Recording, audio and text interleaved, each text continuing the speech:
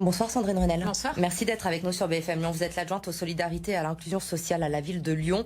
Mercredi, la préfecture a pris un arrêté d'interdiction de stationnement de tout véhicule lié à la prostitution dans le quartier de Gerland.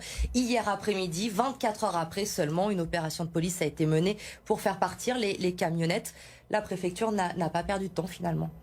C'est ça, on avait reçu, mais comme vous, un communiqué de presse annonçant la prise de cet arrêté, mais sans grande précision sur son effectivité et surtout la date à laquelle il serait appliqué. Et nous ne pensions pas qu'il serait appliqué si vite et surtout sans délai de prévenance auprès des personnes qui sont en situation de prostitution à Gerland. Que pensez-vous de cette décision de la préfecture ? Alors, nous, on en a pris acte, on la regrette, et de toute manière, ce n'est pas notre décision, puisque nous avions refusé à la ville de Lyon de prendre un tel arrêté. La préfecture nous l'avait demandé, donc nous l'avons refusé. Ça ne règle en rien le problème sur la plaine des Jeux, et ça ne règle en rien le problème de la situation des personnes qui sont prostituées.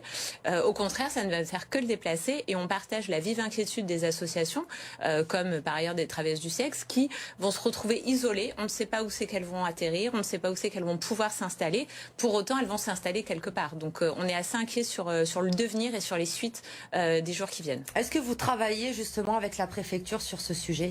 Alors, on ne travaille pas là-dessus, puisque on avait été prévenu qu'un arrêté allait être pris. Par contre, on n'a pas du tout été prévenu de l'évacuation et de la manière dont l'évacuation allait se passer. Et donc, ça, on le regrette fortement. Sur la suite, on ne travaille pas non plus sur la question notamment de l'accès à l'hygiène, à la santé, à autre chose. On travaille vraiment avec les associations. La ville de Lyon est fortement investie et partenaire des associations qui interviennent notamment sur la rue Jean-Bouin et Pierre de Coubertin. Dans un instant, mais vous aimeriez justement qu'il y ait plus de liens entre les associations, la préfecture et la ville de Lyon pour travailler sur le sujet. Vous le regrettez qu'il n'y ait pas plus de liens ? On a à plusieurs reprises proposé qu'on puisse travailler ensemble sur un plan d'action, ce qu'a commencé à investir la ville de Lyon. La seule instance partenariale dans laquelle nous sommes tous réunis, c'est la commission de sortie de prostitution, donc là où nous travaillons sur les parcours de sortie, et nous souhaitons avec la préfecture pouvoir engager d'autres parcours de sortie de prostitution, pouvoir développer d'autres moyens. Donc ça, nous l'avons réaffirmé à plusieurs reprises, aux côtés également de la métropole de Lyon, qui est fortement investie dans cette instance. Mais sur le reste, il n'y a aucun travail partenarial avec la préfecture sur le côté plutôt accompagnement social. Alors ce matin, le collectif de soutien aux travailleuses du sexe s'est réuni place Jean Massé. Il y a eu un rendez-vous avec Fanny Dubos, la maire du 7e arrondissement. Un rendez-vous a été convenu mercredi prochain avec la maire du 7e arrondissement, avec vous et Mohamed Chi, l'adjoint à la sécurité de la ville. Que peut faire concrètement aujourd'hui la ville pour venir en aide à ces prostituées ? Alors ce matin, effectivement, la maire du 7e a reçu le collectif, les personnes qui s'étaient rassemblées. Dans un premier temps, déjà, peut-être rassurer sur le fait que nous ne voulons pas chasser les prostituées de la ville et les éloigner davantage.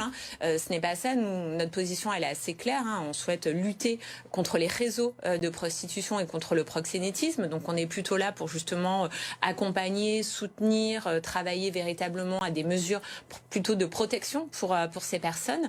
Et donc, nous allons rencontrer à nouveau le collectif la semaine prochaine pour pouvoir envisager ensemble des solutions et surtout pouvoir appréhender les mois à venir, puisque les personnes, donc et les camionnettes notamment, vont aller s'installer dans d'autres rues, vont aller s'installer ailleurs. L'idée, c'est que la semaine prochaine, on puisse avoir ces informations et qu'on puisse aussi convenir avec les associations qui les accompagnent d'un nouveau travail de médiation qui sera beaucoup plus complexe du fait de l'éclatement des camionnettes, de l'installation des camionnettes. Parce qu'il y a une vraie inquiétude. Aujourd'hui, on a pu rencontrer certaines travailleuses du sexe aujourd'hui, notamment Maria qui témoigne ce soir sur BFM Lyon et qui nous explique que effectivement à la plaine des Jeux de Gerland, elles se sentaient en sécurité. C'était un endroit où elles étaient toutes réunies. Aujourd'hui, il y a une vraie inquiétude par rapport à cela. Certaines sont parties hier. On ne sait pas encore où elles sont. Les camionnettes ont été embarquées. Alors la ville aujourd'hui a fait un geste puisque c'est vous qui prenez en charge les frais de fourrière pour qu'elles puissent récupérer leurs camionnettes. Mais il y a une vraie inquiétude sur le devenir aujourd'hui de ces travailleuses du sexe. Oui, tout à fait. On ne sait pas effectivement où c'est qu'elles vont pouvoir s'installer, où c'est qu'elles-mêmes vont aller s'installer, où où est-ce qu'elles vont être installées, hein, parce que on sait qu'il y a quand même aussi des réseaux derrière et des personnes qui les installent. Et on craint, comme ça a déjà été le cas par ailleurs, des violences, des agressions. Et elles se sentaient plus sécurisées à être beaucoup parce qu'il y avait toujours quand même de la vigilance. Et puis, nous, la ville de Lyon, nous avions quand même renforcé aussi le passage de la police municipale. Donc, il y avait une veille qui était assurée aussi pour maintenir la sécurité des prostituées sur Gerland. On peut dire qu'il y a un vrai changement depuis l'arrivée de l'exécutif écologiste à la ville de Lyon aussi sur ce sujet, puisque pendant 20 ans, il y avait une politique assez répressive menée par Gérard Collomb, alors que les écologistes ont choisi complètement autre chose en suspendant notamment mi-décembre les interdictions municipales de stationnement.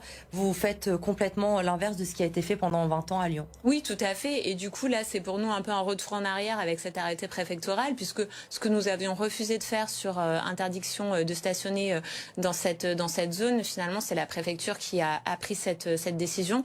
On la regrette. En tout cas, ce n'est effectivement pas la nôtre et pas la philosophie de notre majorité aujourd'hui. Alors concernant la présence sur ce lieu autour de la plaine des Jeux de Gerland, on le sait aussi, il y avait un collectif de parents qui s'était créé, qui avait lancé une pétition.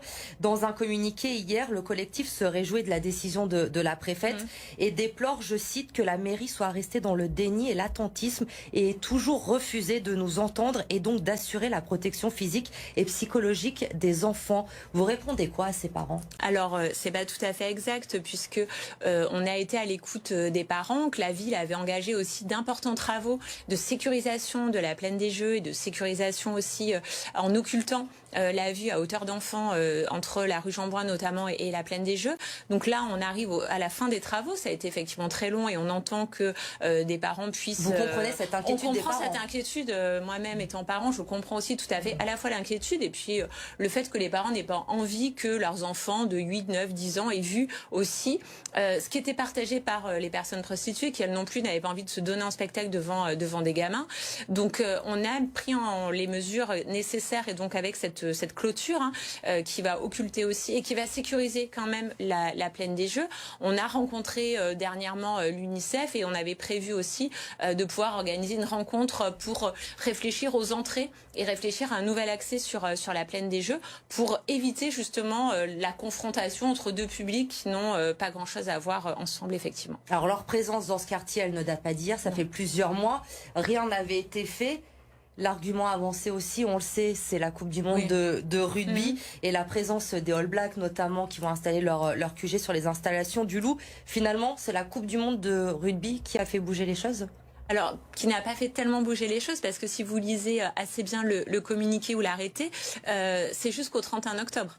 Donc on est vraiment effectivement sur la prise en charge de cet événement sportif, mais ce qui laisse sous-entendre qu'au 31 octobre, les camionnettes pourront se réinstaller. Donc on voit bien que cet arrêté ne règle rien et que les parents ne seront pas plus satisfaits au 31 octobre. On nettoie un petit peu on nettoie pour l'arrivée de la Coupe du Monde de rugby et on verra aussi comment ça se passe pour les JO.